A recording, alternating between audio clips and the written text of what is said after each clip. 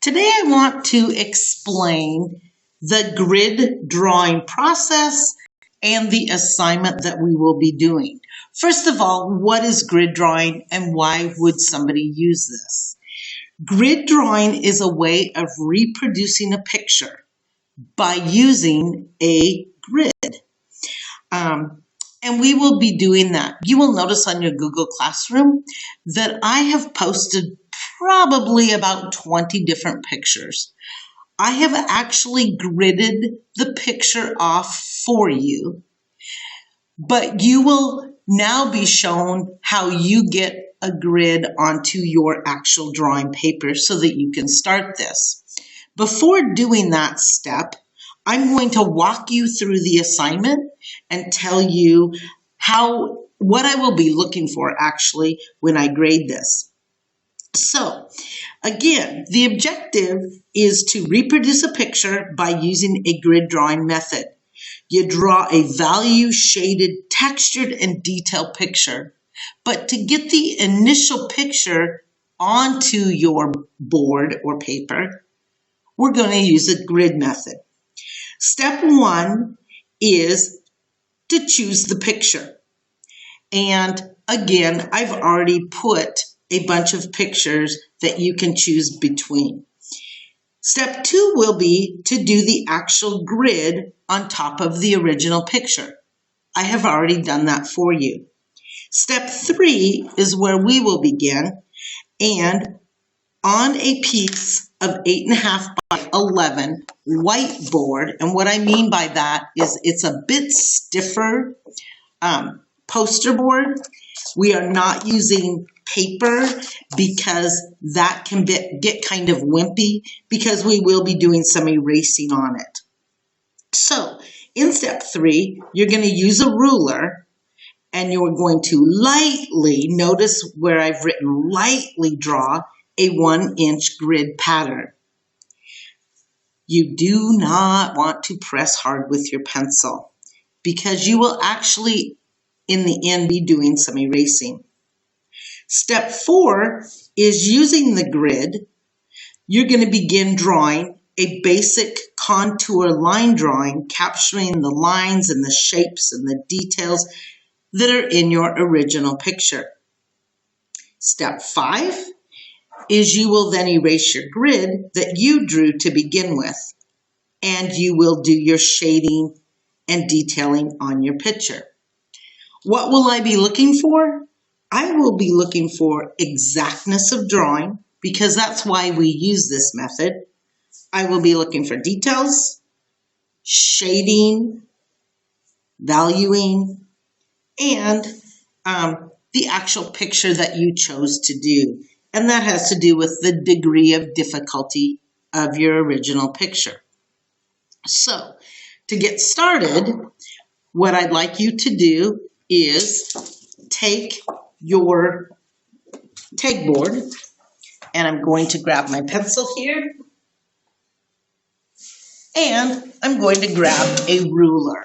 Very important, a ruler is used. So the first thing I'm going to do is I'm going to lay my ruler,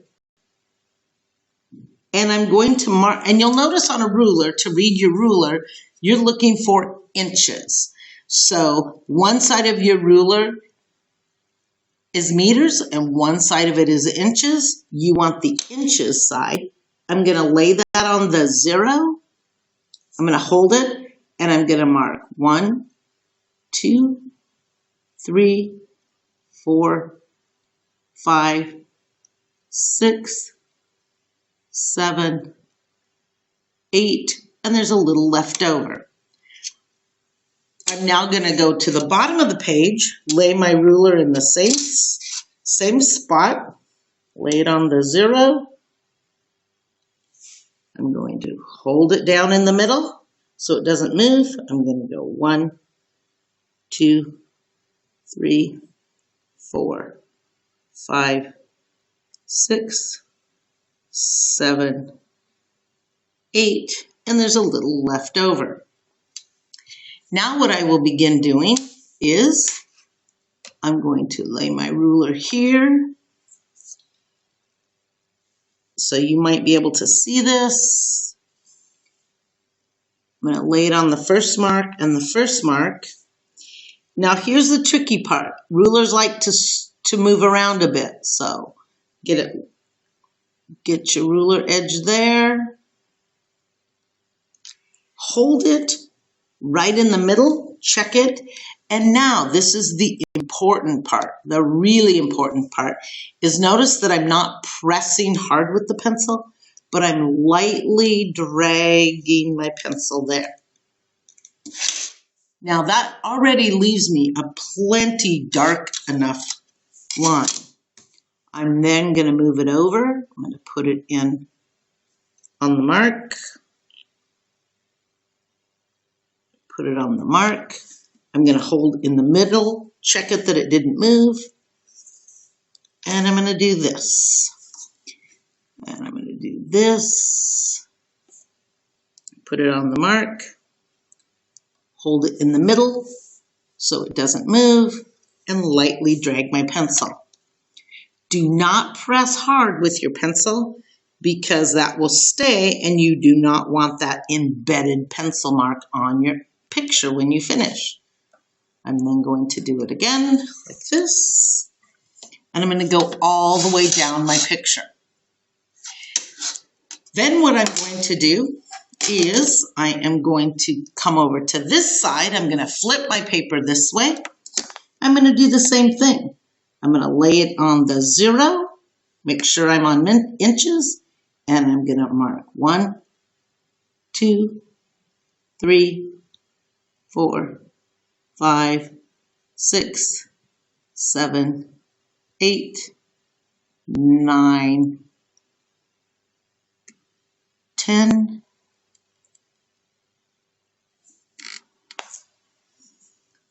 I'm going to bring it over here. Again, I'm going to do the same thing. I'm going to lay it here so it's on my paper. And I'm going to mark 1, 2, 3, 4, 5, 6, 7, 8, 9, 10. And I'm going to begin to connect my dots again. So now I know you're like, oh, I got that. I can do that. So I hold it in the middle, and you're like, I don't want to watch you do this. I've got it. I know what I'm doing. Perfect. Then you are ready to go. I do want to show you another way to do it. Okay. So you will see then that I grid all the way down. Keep in mind that I want that grid nice and light. Now, here is another way to do it. Another way to do it would be to use the width of your ruler. Now, unfortunately, the width of these rulers are slightly bigger than an inch. But if my boxes are square, this method still works perfectly. So a much quicker thing to do is if your ruler is about an inch wide, lay it on the edge, hold in the middle, and go down. Lay it on the line that you just drew. Whoops, likes to slide around. Hold it in the middle tight and go down. Lay it in the middle here. Hold it in the middle and go down. Oops. Now say you get like this, a little wild crazy line, because I hit my finger in doing that. No big deal. Lay it back on there.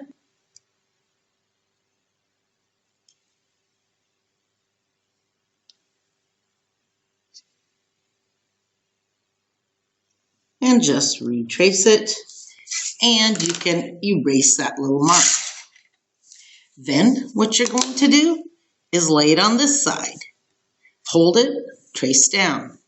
Hold it on the line, trace down. Hold it on the line, trace down. So that is another way to do it that also works. What's going to happen is your boxes will be slightly bigger, but it will still work. People use this method enlarging pictures. Say they want to take a picture and make it double the size. Their original picture, they may grid off in 1-inch boxes, but the one they want to draw, they want it double the size. They make boxes that are 2 inches. So, bottom line, the most important thing you want to do is have true boxes. So, I do want to show you this. And here's an example that you want to avoid. So you will notice that on this sample here, I simply dragged my pencil and got my boxes. You will notice I did the same thing here, but I didn't drag my pencil and I pressed hard. Also, using a mechanical drawing pencil will often leave a divot in your board. So this here is way too dark. You don't want it this dark. And you may be saying, well, why do I want it at all? Let me show you.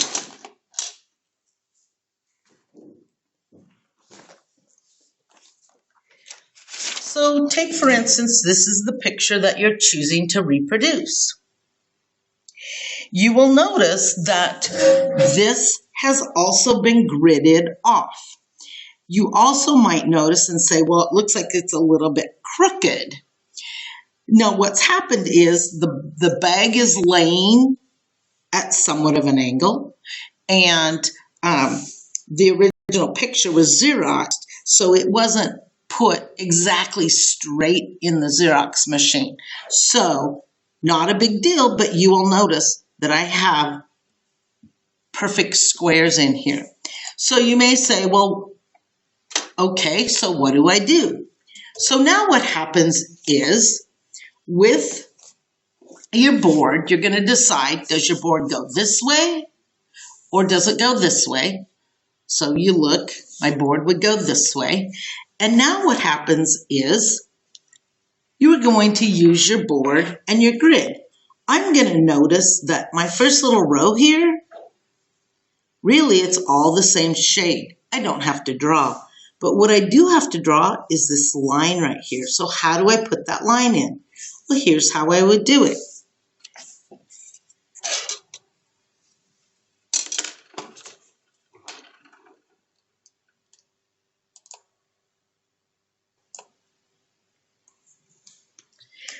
Okay, so once you have your board gridded off, and again, the pictures I've already gridded, and some of them are a little on the copy machine, but the method works fabulous. Some students like to number off their boxes. They like to go 1, 2, 3. Sorry again for the interruption. Just one other thing. 4, 5, 6, just so they can keep track. If this picture were printed off, they could do that as well. Not something that has to be done, but now this process works awesome with beginning to reproduce this picture on your board. So what if I were going to start, I would probably start here. And I would say, well, nothing is in box 1, so this is going to get to stay open. I'm going to drop down to box 2. I notice that on this line right here, the shading of this picture goes down like this. It splits this box here. It splits this box probably here. It comes down. It comes all the way across here, and then it cuts right here. And then notice that it comes down and breaks the plane of this box here. You may say, oh, that needs to be. Okay. So what this will do is this method will help you actually get in the basic lines.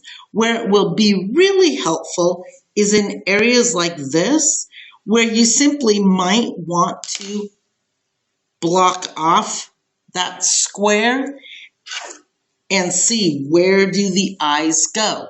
How big are they? What ovals do I see?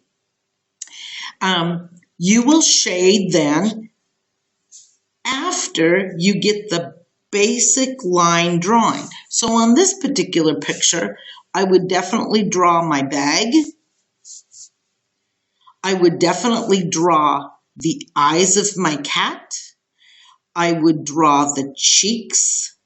I would draw the shape of the nose, the mouth. I might even draw these shapes right here that are created. The shapes of the lighter shade and the darker shade. Then the next step is to erase all of my grid lines. And the last step will be to then take your pencil and actually shade your entire board. So noticing this is a very light shade. This is a middle shade here, which gets a tidbit darker here. This is a very, very dark shade in here. And you may ask me, if you were to choose this picture, how do I draw those little white whiskers? That's where a eraser comes in really handy. And you might still have your mechanical drawing pencil, and you can draw with your eraser. If it takes too much of the lead out, you can shade that back in. But again, the process is to grid your picture, which it's already gridded, to grid your board that you're drawing on, to do the basic contour line drawing, erase then your grid, and then do all of the shading in the detail. This is a super popular method to use if you want to enlarge something. Maybe you want it double the size. You can do 1-inch boxes on your original picture, and you could do 2-inch boxes on what you want your final one to look like. Another method of drawing that I think is important to learn